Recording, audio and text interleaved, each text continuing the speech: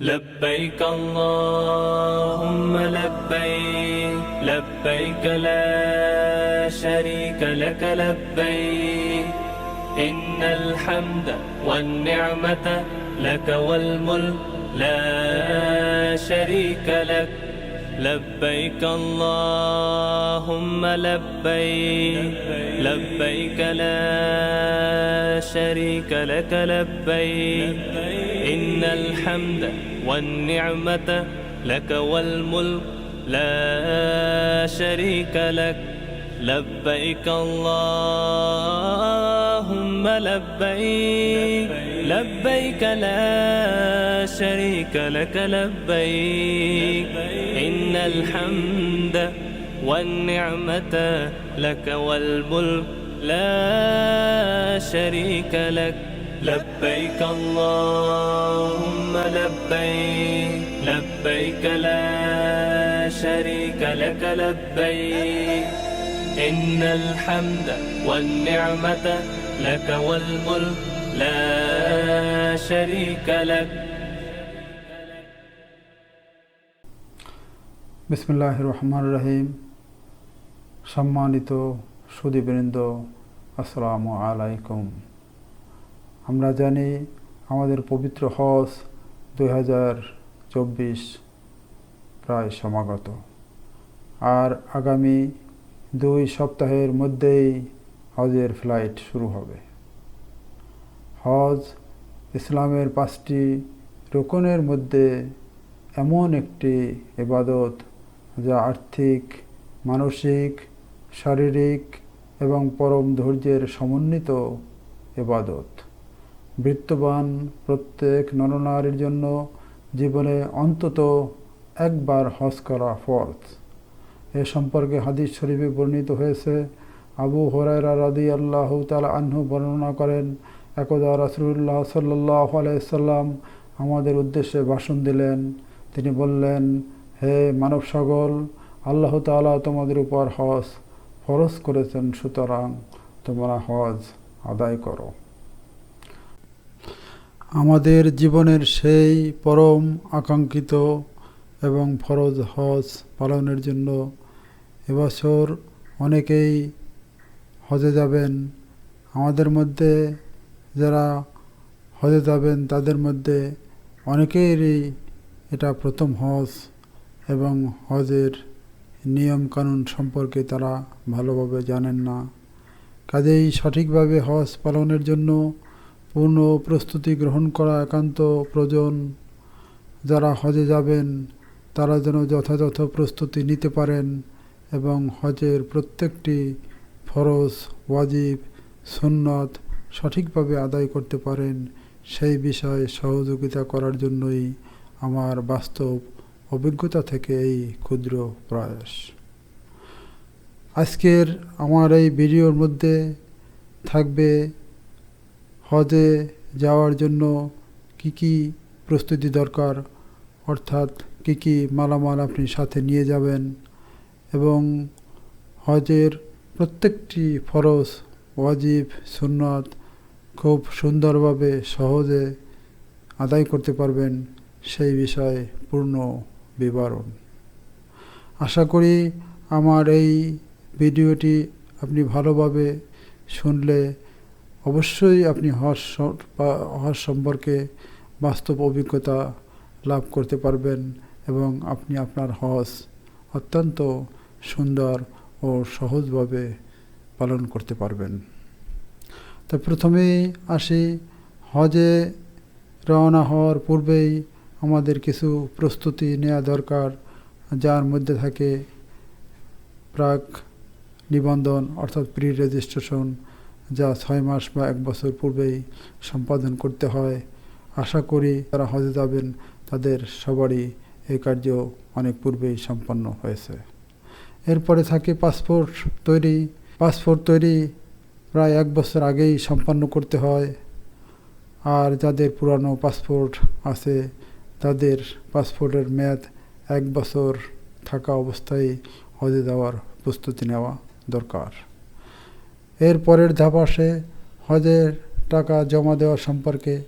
হজের টাকা জমা দেওয়ার পূর্বে অবশ্যই আপনাকে নিশ্চিত হওয়া প্রয়োজন আপনি পবিত্র মক্কা ও মদিনার যে হোটেলে থাকবেন সেই হোটেল থেকে বাইতুল্লাহ এবং মসজিদে নববী কত দূর। বিষয়টি আপনি নিশ্চিত না হলে আপনি এমন হোটেলে পড়তে পারেন যেখান থেকে আপনি হেরেম শরীফে এসে নিয়মিত জামাত ধরতে পারবেন না এবং মদিনায় মসজিদে নববীতে জামাতও সঠিকভাবে ধরতে পারেন না। এর অর্থ আমাদের যে মূল উদ্দেশ্য সেটা সফল হবে না, কেননা আমরা জানি মসজিদুল হারামে 1 ওয়াক্ত নামাজ পড়া আর বাংলাদেশে 1 লক্ষ রাকাত নামাজ পড়ার সমান, এবং মসজিদের নববীতে 1 রাকাত নামাজ পড়া বাংলাদেশে 50,000 রাকাত নামাজ পড়ার সমান। কাজেই এই বিষয়টা সবাই খুব ভালোভাবেই লক্ষ্য করবেন এবং আলোচনা করে চূড়ান্ত করে নেবেন যাতে হোটেলগুলা মসজিদে নববী এবং হেরেম শরীফ থেকে কাছাকাছি হয়। তবে চলতি বছর সরকার 5,78,000 টাকার একটি সাধারণ প্যাকেজ ঘোষণা করেছেন। উক্ত প্যাকেজের মূল শর্তই হলো কাবা শরীফ থেকে হোটেলের দূরত্ব হবে কমপক্ষে 2 কিলোমিটার। আমরা জানি যে বাংলাদেশ থেকে যারা হজে যাচ্ছেন তাদের অধিকাংশই বয়স্ক, যার ফলে হোটেল দূরে থাকলে ঠিকভাবে জামাতে নামাজ পড়া তাদের পক্ষে কোনো ক্রমেই সম্ভব হবে না। কাজেই বিষয়টা একটু চিন্তা ভাবনা করে আশা করি সিদ্ধান্ত নেবেন। এরপর হজের নিয়মকানুন জানা। হজের নিয়মকানুন জানার জন্য গণপ্রজাতন্ত্রী বাংলাদেশ সরকারের ধর্ম মন্ত্রণালয়ে হজ উমরা জিয়ারত নামক একটি বই প্রকাশ করেছে। আপনারা উক্ত বইটি দেখলে হজ সম্পর্কে অনেক কিছুই জানতে পাবেন। তবে আল্লাহ চাহে তো হজ সহিশুদ্ধভাবে পালনের জন্য সকল নিয়মকানুন আমার ভিডিওতে পাবেন, তাই কোনো রকম স্ক্রিপ্ট না করে ভিডিওটি দেখতে থাকুন। তবে বাস্তব অভিজ্ঞতা লাভের জন্য যারা ইতিপূর্বে হজ পালন করেছে তাদের সাথেও আলোচনা করে অভিজ্ঞতা অর্জন করতে পারবেন। আমি এই ক্ষেত্রে একটু রিকোয়েস্ট করব যে আপনারা অবশ্যই এই ভিডিওটি দেখবেন, সাথে সাথে আমার ভিডিওটি সাবস্ক্রাইব করবেন, লাইক করবেন এবং শেয়ার করবেন, যাতে আপনাদের পরিচিত বন্ধুবান্ধবও এই ভিডিওটি দেখতে পাবে এবং তারাও যেন হজের নিয়মকানুন সম্পর্কে জানতে পারে। এরপরে আসে স্বাস্থ্য পরীক্ষা। হজের ভিসা দেওয়ার পূর্বে প্রত্যেক জেলার সিভিল সার্জন অফিস কর্তৃক স্বাস্থ্য পরীক্ষা করে রিপোর্ট দেওয়া হয়। স্বাস্থ্য পরীক্ষার রিপোর্ট সন্তোষজনক হলে ভিসা দেওয়া হয়। এক্ষেত্রে আপনি সিভিল সার্জন অফিস কর্তৃক স্বাস্থ্য পরীক্ষার পূর্বেই একজন ডাক্তার দ্বারা স্বাস্থ্য পরীক্ষা করে নিতে পারেন এবং কোনো সমস্যা থাকলে চিকিৎসা গ্রহণ করে সুস্থ থাকতে পারেন, কারণ হজ পালনের জন্য সুস্থ থাকা আবশ্যক। এরপরে বিমানের টিকিট সংগ্রহ এবং যাত্রার সময় ও তারিখ অবশ্যই বিমানের টিকিট হজ এজেন্সি কর্তৃক সংগ্রহ করা হয়ে থাকে।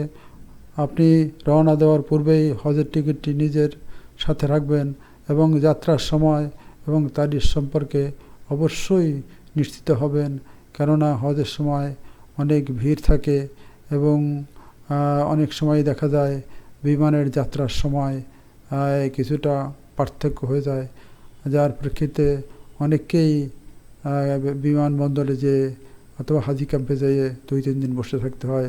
কাজে আপনি এ ব্যাপারে যদি শতভাগ নিশ্চিত হয়ে যান তাহলে আপনাকে এই দুর্ভোগ পোহাতে হবে না। কাজেই আপনি যাত্রার পূর্বে যাত্রার সময় এবং তারিখ সম্পর্কে নিশ্চিত হন। এখানে আর একটি ব্যাপার জড়িত আছে। আপনি যদি চাকরিজীবী হয়ে থাকেন অবশ্যই সংশ্লিষ্ট দপ্তরের ছাড়পত্র হাতের কাছেই রাখুন। আপনি বিমানে ওঠার সময় আপনার লাগেজ পরীক্ষার সময় আপনার ছাড়পত্র পরীক্ষা করা হবে। এরপর আসে বৈদেশিক মুদ্রা সংগ্রহ বা রিয়াল সংগ্রহ। আমরা যারা হজে যাই নিশ্চয়ই তাদের মক্কা মদিনায় কিছু খরচ হয়। আমরা যে টাকা খরচ করব তার একটা সুনির্দিষ্ট পরিকল্পনা করে সেইভাবেই টাকা রিয়াল বানিয়ে নেব, আর না হলে আমাদের এখানে লস হওয়ার সম্ভাবনা থাকে। কারণ আপনি ঢাকায় যে টাকায় রিয়াল পাবেন, মদিনায় যে কিংবা মক্কায় যে সেই টাকায় রিয়াল পাবেন না, সেখানে আপনার অতিরিক্ত টাকা খরচ হবে। আমার বাস্তব অভিজ্ঞতা থেকেই বলছি, আমি গত বছরে হজে গিয়েছিলাম আল্লাহ রহমতে, কিন্তু আমি ঢাকার থেকে রিয়াল 28 বা 29-30 টাকার মধ্যেই কিনেছি, কিন্তু মক্কা এবং মদিনায় যে সেই রিয়াল 36, 37 এবং 40 টাকা অনেকে কিনছে। কাজে এই ব্যাপারে অবশ্যই আপনারা সতর্ক হবেন। এক্ষেত্রে আপনারা আর একটা বিষয় খেয়াল করতে পারেন যে অনেকেরই ভিসা কার্ড আছে। যাদের ভিসা কার্ড আছে তারা ডলার ইনডোর্স করে নিতে পারেন। হজ পালনের জন্য যে সকল জিনিসপত্র নেওয়া প্রয়োজন তার মোটামুটি একটা সংক্ষিপ্ত বিবরণ আপনাদের কাছে উপস্থাপন করছি। অবশ্যই আপনারা মনে রাখবেন যে আপনাদের জার্নিটা 2 মাসের, কাজে সেই অনুযায়ী জিনিসপত্র সাথে নেবেন। আবার অতিরিক্ত জিনিসপত্র সাথে নেবেন না, কারণ অনেক ক্ষেত্রেই আপনার লাগেজ আপনাকেই বহন করতে হবে। সেক্ষেত্রে অতিরিক্ত বোঝা থাকলে এটা বহন করা খুব কঠিন হয়ে যায়। কাজেই আপনার যতটুকু প্রয়োজন ততটুকুই নেন, অতিরিক্ত মালামাল নেওয়ার প্রয়োজন নাই। দামি মালামালের সাথে যা যা নেবেন তার বিবরণের প্রথমে আমি বলবো পাসপোর্ট এবং ভিসা, 2 নম্বরে বলবো বিমানের টিকিট, 3 নম্বরে বলবো আপনি চাকরিজীবী হলে সংশ্লিষ্ট দপ্তরের ছাড়পত্র। এরপরে সবচেয়ে জরুরি প্রয়োজন এহরামের কাপড়। পুরুষের জন্য এহরামের কাপড় কমপক্ষে 2 সেট, প্রতি সেটের নিচের অংশে 2.5 হাত বহরের 2.5 গজের 1 টুকরা, আর গায়ে পরার জন্য একই বহরের 3 গজের 1 টুকরা। এহরামের কাপড় অবশ্যই সাদা হবে এবং সুতি হওয়া বাঞ্ছনীয়। মহিলাদের কোনো এহরামের কাপড় প্রয়োজন হয় না। পরে নরম ফিতোওয়ালা স্যান্ডেলের 2 জোড়া, বেল্ট, এহরামের কাপড় আটকানোর জন্য, কোমরের সাথে আটকানোর জন্য একটি ব্যাগ, মোবাইল, টাকা পয়সা এবং জরুরি কাগজপত্র রাখার জন্য। এরপর আপনি গামছা বা একটা তোয়ালে রাখতে পারেন। লুঙ্গি, পাজামা, পাঞ্জাবি, গেঞ্জি কমপক্ষে 2টা করে, সাবান, সেন্ট ব্যতীত হালাল সাবান, পেস্ট, ব্রাশ এবং মেসওয়াক, তারপর নেইলার, চিরুনি, থালা বাটি, হজের গাইড, কোরআন শরীফ।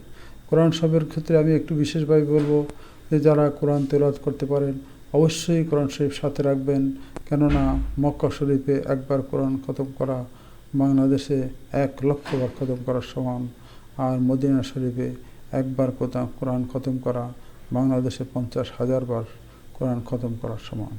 আর এছাড়াও মক্কা মদিনা যখন থাকবেন নফল নামাজ বেশি বেশি পড়বেন। আমরা জীবনে অনেক নামাজ কাজা করেছি, কাজা নামাজ পড়বেন, এটা আমাদের জীবনের একটা বড় সুযোগ। কাজেই এই সুযোগটা অবহেলায় নষ্ট করবেন না, অবশ্যই সময় ইবাদতে কাটাবেন, সময়কে কাজে লাগাবেন।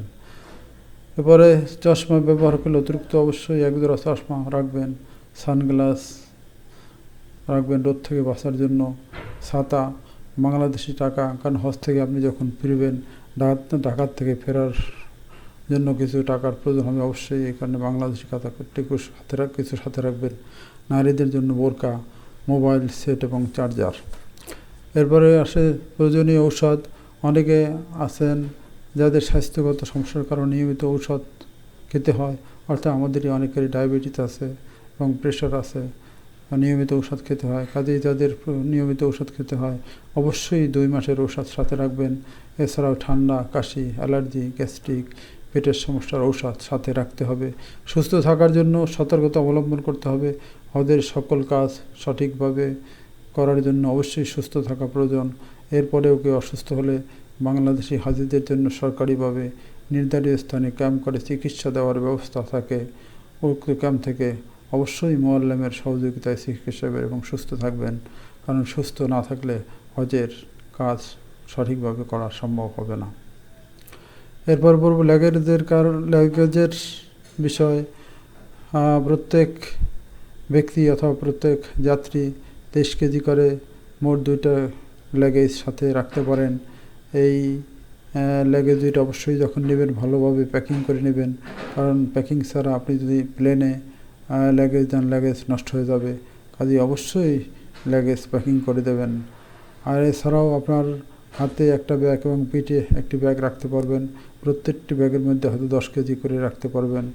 তাই এখানে আমি নেওয়ার জন্য লাগেজ প্রিন্ট দেবেন উক্ত লেগেজ অনেক সময় পেতে 2-3 দিনের সময় লেগে যায়। কাজেই আপনার ছোট্ট ব্যাগের মধ্যে যাতে 2-3 দিন চলা যায় এরকম কাপড় চোপড় জরুরি প্রয়োজনীয় মালামাল অবশ্যই সাথে রাখবেন।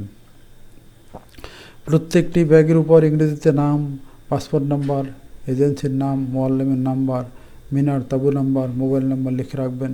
তাতে আপনার ব্যাগ হারিয়ে গেলে সহজে খুঁজে পাবেন। আর কিছু শুকনো খাবার সাথে রাখতে পারেন যা জরুরি প্রয়োজনে খাওয়া যেতে পারে। আপনাদেরকে একটা জরুরি বিষয় স্মরণ করিয়ে দেব যে আপনি যে মালপত্র নেওয়ার জন্য লেগেজ প্রিন্ট দেবেন উক্ত লেগেজ অনেক সময় পেতে 2-3 দিনের সময় লেগে যায়। কাজেই আপনার ছোট্ট ব্যাগের মধ্যে যাতে 2-3 দিন চলা যায় এরকম কাপড় চোপড় জরুরি প্রয়োজনীয় মালামাল অবশ্যই সাথে রাখবেন। প্রত্যেকটি ব্যাগের উপর ইংরেজিতে নাম, পাসপোর্ট নাম্বার, এজেন্সির নাম, মোয়াল্লেমের নাম্বার, মিনার মদিনা চলাফেরা করার সময় অবশ্যই কয়েকটি কাগজ সাথে রাখবেন। তাতে আপনি হোটেলে সহজেই খুঁজে পাবেন, অথবা আপনি হারিয়ে গেলেও কাগজ দেখাইলে আপনাকে আপনার ঠিকানায় পৌঁছে দিতে পারবে। উক্ত কাগজপত্রের মধ্যে প্রথমে আপনার পরিচয়পত্র যা সরকারিভাবে দেওয়া হবে, হোটেলের একটা কার্ড, পাসপোর্ট নাম্বার, এজেন্সির নাম এবং মোবাইল নাম্বার, সৌদি আরব এবং বাংলাদেশের, মোয়াল্লেমের নাম্বার, মিনার তাঁবু নাম্বার, মোবাইল সেট, নিজের মোবাইল নাম্বার সৌদি এবং বাংলাদেশে। সৌদি যাওয়ার সাথে সাথেই মোবাইলের একটা সিম নেবেন এবং সিমে টাকা পয়সা এমনভাবে রিচার্জ করবেন যার মেয়াদ 45 দিন থাকে। এরপরে আমি আসবো হজের ফরজ সম্পর্কে। আমরা জানি যে হজের ফরজ 3টা। একটা হলো এহরাম বাঁধা মানে মনে মনে হজের নিয়ত করা এবং তালবিয়া পড়া। 2 নম্বরে আসে আরাফাতে অবস্থান করা, অর্থাৎ 9 জিলহজ প্রহর থেকে 10 জিলহজের শুভে সাদেকের পূর্ব পর্যন্ত যে কোনো সময় এক মুহূর্তের জন্য আরাফাতে অবস্থান করা। আর 3 নম্বরে হলে তাওফে জিয়ারাত করা, অর্থাৎ 10 জিলহজের ভোর থেকে 12 জিলহজের সূর্য অস্তের পূর্ব পর্যন্ত বাইতুল্লাহ শরীফে তোয়াফ করা। এরপর এহরাম বাঁধা সম্পর্কে কিছু কথা বলবো। আমরা অনেকেই ঢাকার থেকে প্রথমে মদিনায় যাব, আবার কেউ মক্কায় যাব। এই বিষয়টা অবশ্যই আপনাকে নিশ্চিত হবে। আপনি যদি ঢাকা থেকে প্রথমে বিমানে মক্কা যান, তবে আপনাকে অবশ্যই ঢাকা থেকেই এহরাম বেঁধে রওনা দিতে হবে। কেননা আপনি ঢাকার থেকে যখন মক্কা যাবেন তখন মিকাত মাঝখানে পড়বে। মিকাত পড়ার আগেই যদিও প্লেনে সতর্ক করে দেওয়া হয় যে আপনারা এখন এহরামের কাপড় পরেন, কিন্তু তখন আমাদের মধ্যে অনেকেই ঘুমে থাকেন। আবার প্লেনের মধ্যে এহরামের কাপড় পরাও দৃষ্টিগত। এ কারণেই যারা ঢাকার থেকে সরাসরি মক্কায় যাবেন তারা অবশ্যই ঢাকার থেকে এহরামের কাপড় পরে যাবেন। আর যারা ঢাকার থেকে মদিনায় যাবেন তাদের ঢাকায় বসে এহরামের কাপড় পরার প্রয়োজন নাই। আপনি মদিনার থেকে যখন মক্কায় আসবেন তখন মাঝখানে মিকাত পড়বে এবং ওখান থেকেই আপনি এহরামের কাপড় পরে মক্কায় ঢুকতে পারবেন। অবশ্যই মনে রাখবেন যে মিকাত এহরামের কাপড় ছাড়া কোনো ক্রমেই পার হওয়া যায় না। কারণ আপনি যদি এই এহরামের কাপড় না পরে মিকাত পার হয়ে মক্কা শরীফে ঢোকেন তাহলে অবশ্যই তার জন্য কাজা কাফফারা দিতে হয়। এহরাম বেঁধে মক্কায় প্রবেশ করে অবশ্যই প্রথমে উমরা সম্পন্ন করতে হয়।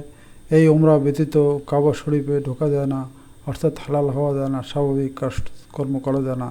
এই কারণে অবশ্যই এহরাম বেঁধে মক্কায় প্রবেশ করে প্রথমে উমরা সম্পন্ন করতে হবে। হজ পালনের সময় হজের মূল কাজ 5 দিন অর্থাৎ 8 জিলহজ থেকে 12 জিলহজের মধ্যে সম্পন্ন করতে হয়।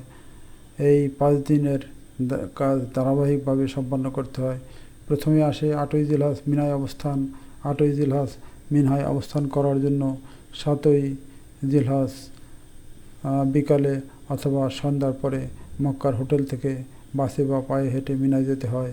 এই সময় বাসে যাওয়া উত্তম, কেননা মিনার তাঁবু ঠিকভাবে না চিনলে মিনার তাঁবু খুঁজে বের করা কঠিন এবং একা একা গেলে দলছুট হয়ে যাওয়ার সম্ভাবনা থাকে। তবে যারা অভিজ্ঞ এবং মিনার তাঁবু ভালোভাবে চেনেন তাদের জন্য মিনায় হেঁটে যাওয়াই উত্তম। মিনায় একদিন অবস্থান করতে হয়, অর্থাৎ মিনায় 5 ওয়াক্ত নামাজ পড়তে হয় এবং 8 জিলহজ এশার পরে আরাফার উদ্দেশ্যে রওনা দিতে হয়। মিনায় অবস্থানকালে অবশ্যই আমাদের কিছু সতর্কতা অবলম্বন করতে হবে, কেননা মিনায় বাথরুম এবং গোসলখানায় লম্বা লাইন দিতে হয়। কাজেই মিনায় অবস্থানকালে অবশ্যই পরিমিত খাবার খাওয়া উচিত, যাতে বাথরুম গোসলখানা কম ব্যবহার করতে হয়। 9 জিলহজ আরাফাত ময়দানে অবস্থানের লক্ষ্যে 8 জিলহজ দিবাগত রাত্রে এশার নামাজ পড়ে আরাফাতের উদ্দেশ্যে রওনা দিতে হয়। আরাফাত ময়দানে 9 জিলহজ সূর্য উদয় থেকে সূর্য অস্ত পর্যন্ত অবস্থান করতে হয়। আরাফাত ময়দানে অবস্থানকালে বেশির থেকে বেশি দোয়া করা প্রয়োজন, কারণ আরাফাত ময়দানে অবস্থানকারীদের মধ্য থেকে অগণিত লোকদের মহান আল্লাহ তাআলা ক্ষমা করে থাকেন। 9 জিলহজ সূর্য অস্তের পরে আরাফাত ময়দান থেকে মুজদালিফায় যেতে হয়। মুজদালিফায় যে মাগরিব এবং এশা একসাথে আদায় করতে হয়। মাগরিব এবং এশা মুজদালিফায় একত্রে আদায় করে বাকি রাত্র খোলা আকাশের নিচে অবস্থান করতে হয় এবং এই সময় 49টি পাথর সংগ্রহ করতে হয়। তবে 49টি পাথর সংগ্রহ না করে 70টি পাথরই সতর্কতার জন্য সংগ্রহ করা উত্তম। এ কারণে আগের থেকেই অবশ্যই পাথরের ব্যাগ প্রস্তুত রাখতে হবে। আরাফাত থেকে মুজদালিফার দূরত্ব মাত্র 12 কিলোমিটার। আরাফাত থেকে মুজদালিফায় হেঁটে আসা সবচেয়ে উত্তম। এ সময় লক্ষ লক্ষ মানুষের ভিড় থাকে।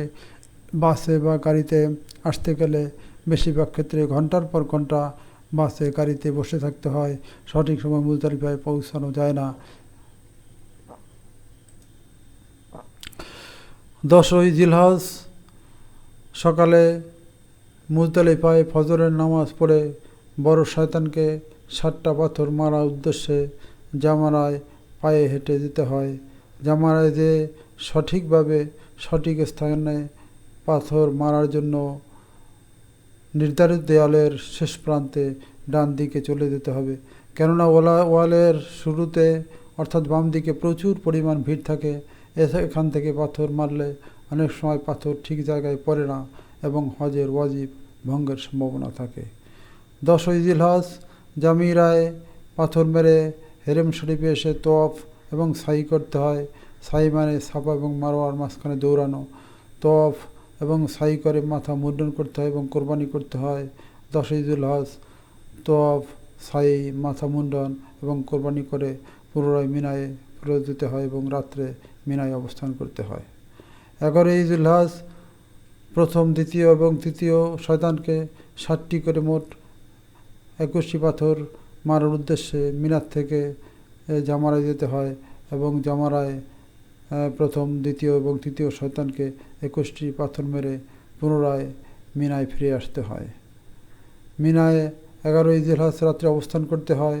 12 জিলহজ মিনার থেকে জামারায় পুনরায় প্রথম, দ্বিতীয় এবং তৃতীয় শয়তানকে 21টি পাথর মারার উদ্দেশ্যে জামারায় যেতে হয় এবং সেইখানে 21টি পাথর মেরে মক্কায় ফিরে আসতে হয় এবং সেই সাথেই হজের কাজের সমাপ্তি, হজের মূল পর্বের কাজের সমাপ্তি ঘটে। তাই আমি যে কথাগুলো বললাম আশা করি মনে রাখবেন এবং এগুলো মনে রাখলে আপনাদের হজের কাজ সম্পন্ন করা অনেক সহজ হবে। তা আমি আল্লাহ তাআলার কাছে দোয়া করছি যে আমাদের হাজিদের কাজ আল্লাহ তাআলা সহজ করে দিন এবং সকলের হজ আল্লাহ তাআলা কবুল করুন। আপনারা সবাই আমাদের জন্য দোয়া করবেন।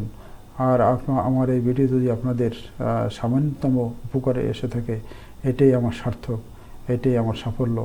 তা আপনারা আমার এই ভিডিওকে সাবস্ক্রাইব করবেন, লাইক করবেন, শেয়ার করবেন, তাহলে আমি ভবিষ্যতে আপনাদের জন্য হজের উপলক্ষে আরও ছোটো ছোটো টিপস দিয়ে আপনাদেরকে সহযোগিতা করার সর্বোচ্চ চেষ্টা করব। সবাইকে আমার সালাম, সবাই আমার জন্য দোয়া করবেন। আল্লাহ হাফেজ।